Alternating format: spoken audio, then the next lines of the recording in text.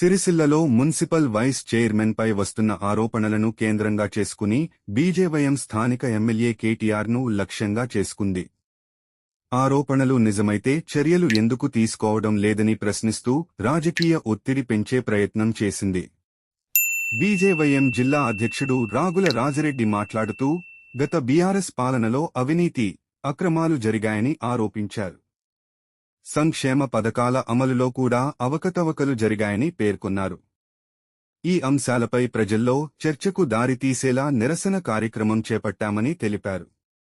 అయితే నిరసనకు పోలీసులు అనుమతి ఇవ్వకుండా బీజేవైఎం నాయకులు, కార్యకర్తలను అదుపులోకి తీసుకోవడాన్ని పార్టీ తీవ్రంగా ఖండించింది. ప్రజాస్వామ్యబద్ధంగా నిరసన తెలిపే హక్కును హరిస్తున్నారని ఆరోపించింది. పత్రికాముఖంగా వాళ్ళకు ఏంటి, ఎందుకోసం మేము నిరుస్తున్నాం, అసలు సమస్య ఏందనేది వాళ్ళకి తెలియజేసిన తర్వాత మళ్ళీ తిరిగి తీసుకొచ్చి మమ్మల్ని అరెస్ట్ చేస్తారా, రిమాండ్ చేస్తారా, చేయండి. మేము అద్దంటలేము కదా.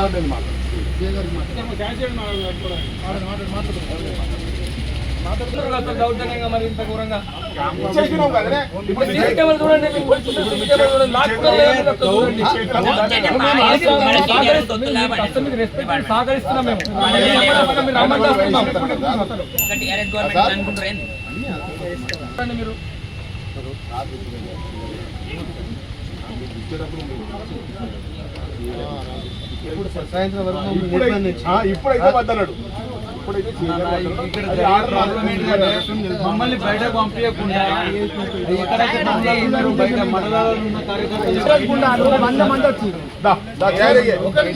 గారు గతంలో ఎలక్షన్ మూమెంట్ ఏం చేసిర్రు, ఇక్కడ నేనే అభ్యర్థిని, నన్ను చూసి ఓట్లు వేయని చెప్పేసి తను ఓట్లు వేయించుకొని గెలిచిన తర్వాత ఇప్పుడు వాళ్ళ కార్యకర్తలు ఏది గతంలో మొన్న ఏదైతే ఇప్పుడు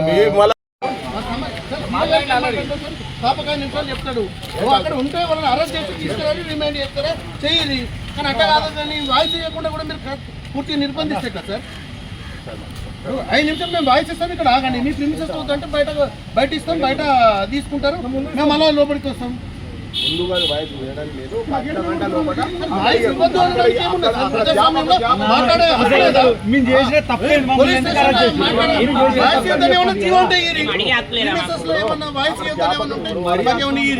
ఆర్డర్ కాపీ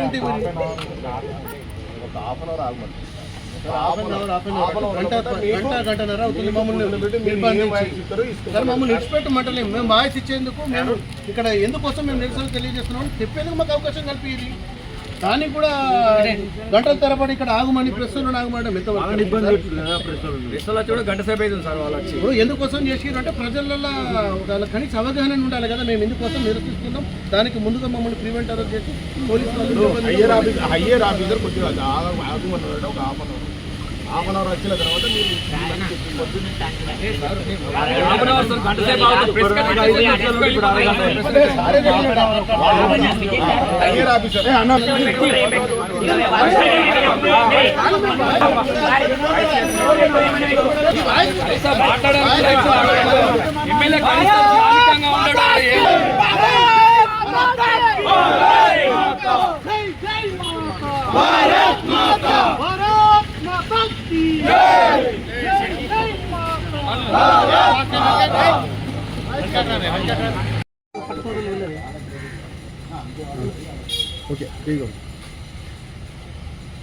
రెడీ. ఏదైతే రాజన్న సిరిసిల్లాలో ఈ మధ్యకాలంలో జరిగినటువంటి మున్సిపల్ వైస్ చైర్మన్ ఇందిరమ్మ ఇల్లు కోసం అని చెప్పేసి ఒక నిరుపేద దరఖాస్తు చేసుకుంటే ₹1,00,000 లంచం ఇవ్వాలని చెప్పేసి అడుగుతున్నారని చెప్పేసి ఆ యొక్క బాధితురాలు కలెక్టర్కు ఫిర్యాదు చేయగా ఆ కలెక్టర్ గారు ఏదైతే మున్సిపల్ కమిషనర్ గారికి దీని గురించి ఎంక్వైరీ చేయమంటే ఎంక్వైరీ చేసి ఇది వాస్తవమే అని చెప్పేసి ఒక పిటిషన్ ఇవ్వగా అది కేసు కూడా అయిన విషయం రాజన్న సిరిసిల్ల ప్రజలందరికీ తెలిసిన విషయమే. ఏదైతే ఆ విషయం గురించి కేసు అయినప్పటికీ దానిపైన ఇక్కడ ఉన్నటువంటి పాలక వర్గంలో ఉన్నటువంటి మున్సిపల్ చైర్మన్ పైన కానీ, దీనికి బాధ్యత వహిస్తూ అదే పార్టీకి చెందినటువంటి మున్సిపల్ చైర్మనే కానీ, ఇక్కడ ఉన్నటువంటి స్థానిక ఎమ్మెల్యే కేటీఆర్ఏ కానీ దీనిపైన ఏ రకంగా కూడా స్పందించకుండా, దీనిపైన ఏ చర్య తీసుకోకుండా కాలయాపన చేసుకుంటూ వస్తూ ఉన్నారు. అసలు ఎన్నికల సమయంలో ఇక్కడ ఉన్నటువంటి స్థానిక ఎమ్మెల్యే గారు, గత మంత్రి అయినటువంటి కేటీఆర్ రామారావు గారు ఎన్నికల సమయంలో మాత్రం వచ్చి ఇక్కడ పెద్ద హంగామా చేస్తూ ఉన్నారనే విషయం అందరికీ తెలిసిన విషయమే.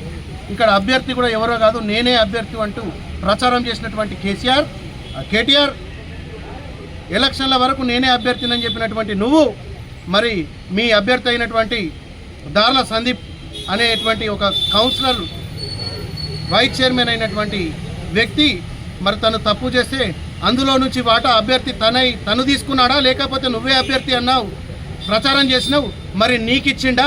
సమాధానం చెప్పాల్సిన అవసరం ఇక్కడ ఉన్నటువంటి స్థానిక ఎమ్మెల్యే కేటీ రామారావు గారికి ఉన్నది. మరి ఏదైతే అప్పుడున్నటువంటి గత ప్రభుత్వంలో కూడా మీ పార్టీలో ఉన్నటువంటి నాయకులు చేసిన అరాచకాలు ఇంతో అంత కాదు. మీ ప్రభుత్వంకు ప్రజలు అవకాశం ఇవ్వకుండా ఇక్కడ ఉన్నటువంటి సిరిసిల్ల ప్రజలు మిమ్మల్ని నమ్మి ఓట్లేసి మున్సిపల్ చైర్మన్గా మీకు అవకాశం ఇస్తే ఇప్పుడు కూడా మీ పద్ధతి మారకుండా అప్పుడు ఏదైతే మీరు చేసినటువంటి దోపిడీలు ఉన్నాయో, కబ్జాలు ఉన్నాయో, ఇప్పుడు అదేవిధంగా నిరుపేదలు పెట్టుకున్నటువంటి సంక్షేమ పథకాలలో కూడా మీ చేతివాటం చూపిస్తున్నటువంటి తీరు పూర్తిగా అన్యాయం. ఈ అన్యాయాన్ని నిరసిస్తూ ఈరోజు బీజేవైఎం రాజన్న సిరిసిల్ల ఆధ్వర్యంలో నిరసన కార్యక్రమం చేపడితే పోలీసులను అడ్డం పెట్టుకొని ఈరోజు పూర్తిగా ఎక్కడికక్కడ బీజేపీకి సంబంధించినటువంటి కార్యకర్తలనే కానీ బీజేవైఎంకు సంబంధించినటువంటి కార్యకర్తలనే కానీ ఎక్కడికక్కడ పోలీస్ స్టేషన్లో నిర్బంధించి రోడ్లపైన కూడా కనిపిస్తే కార్యకర్తల్ని నిర్బంధించి తీసుకొచ్చి పోలీస్ స్టేషన్లో నిర్బంధించి కూర్చుండబెట్టినావు. ఇంత మాత్రాన ఇక్కడికే ఈ సమస్య అయిపోయిందని అనుకోవడం నీ మూర్ఖత్వం. గత కాలంలో మీరు చేసినటువంటి అరాచకాలు, మీరు చేసినటువంటి కబ్జాలు కూడా గతంలో ఉన్నటువంటి కలెక్టర్ గారు వారు ఉక్కుపాదం మోపే వరకు తీసుకొచ్చి రిటర్న్ చేసి భూములన్నీ తిరిగి ఇచ్చిండ్రు. మరి దీని మీద కూడా నువ్వు ఎక్కడ కూడా స్పందించని సిగ్గులేని కేటీఆర్ నువ్వు ఏ ముఖం పెట్టుకొని మొన్న ధర్నా చౌరస్తాలో కూర్చున్నావు. నీకైతే ధర్నా చేయడానికి నీకు రాజ్యాంగం అవకాశం కల్పించింది. మరి ఇక్కడ ఉన్నటువంటి బీజేవైఎం కార్యకర్తలకు నిరసన తెలిపే హక్కు కూడా లేదా? నువ్వు రాజ్యాంగాన్ని కాలరాస్తున్నావు అనడానికి ఇది ఒక నిదర్శనం. నువ్వు గత కాలంలో గ్లోబరీనా సంస్థ వల్ల నష్టపోయి విద్యార్థులు ప్రాణాలు ఎంతోమంది పోయినప్పుడు కూడా నువ్వు కనీసం బాధ్యతగా వ్యవహరించలేదు. ఇప్పుడు కూడా ఈ మున్సిపల్లో జరిగినటువంటి అవినీతి పైన కూడా నువ్వు చర్య తీసుకొని నీ పార్టీ సభ్యులను రాజీనామా చేపిస్తావా, లేదంటే నువ్వు రాజీనామా చేస్తావో చేయాలని చెప్పేసి మేము బీజేవైఎం తరఫున డిమాండ్ చేస్తున్నాం. ఒకవేళ నువ్వు గనక రాజీనామా చేయకపోతే ఇవాళ పోలీసులతో నిర్బంధించినట్టు కాదు, రేపటి రోజున నువ్వు ఎమ్మెల్యే క్యాంప్ కార్యాలయంకు రావాల్సిందే. రేపు ఖచ్చితంగా వస్తావు. వచ్చినాడు నిన్ను ఈ సిరిసిల్లలో అడుగు పెట్టకుండా చేస్తాం బిడ్డ. కేటీ రామారావు గారు గుర్తుపెట్టుకోండి, మీరు కనుక దీని మీద వెంటనే ప్రతిస్పందించి రాజీనామా నువ్వు చేస్తావా, లేకపోతే మీ మున్సిపల్ వైస్ చైర్మన్తో రాజీనామా చేపిస్తావా? దీని మీద వెంటనే చర్య కనుక తీసుకోకపోతే మేము ఊరుకునేదే లేదు. గతంలో కూడా ఎన్నో అరాచకాలు, భూ కబ్జాలు చేసినటువంటి మీకు అలవాటు అయిపోయి ఇదే తీరు కనుక ఇప్పుడు చేస్తే కనుక ఊరుకునేది లేదు. నువ్వు స్థానికంగా నువ్వు ఎమ్మెల్యేకి అన్ఫిట్ క్యాండిడేట్. ఎందుకు అన్ఫిట్ అంటే నువ్వు ఈ సిరిసిల్లలో నువ్వు చేసినటువంటి అభివృద్ధి ఎక్కడుందో నువ్వు ఇక్కడికి వచ్చి చూపించు.